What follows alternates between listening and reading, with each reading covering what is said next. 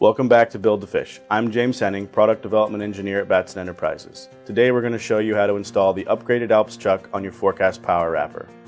Installation of the upgraded chuck is very simple and requires only a few basic hand tools. Your first step in the process is removing your Forecast chuck system from the base plate. Remove the drive belt, drying motor pulley, and chuck base bolts.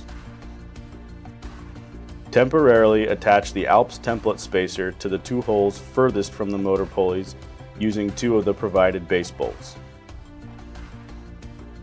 Use your center punch to mark your new outer holes.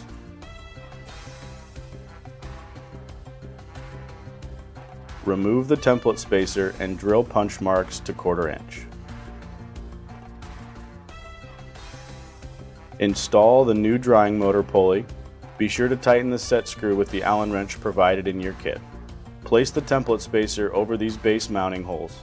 Center the 4 metal bushings over the top of the holes in the template spacer. Carefully place the new chuck assembly onto the bushings. Ensure the bolt holes line up correctly between the chuck, bushings, and base. Use supplied bolts to secure the chuck to the base plate.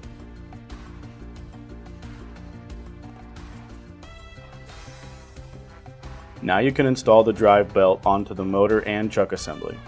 The drive belt can be positioned on either the drying motor or wrapping motor.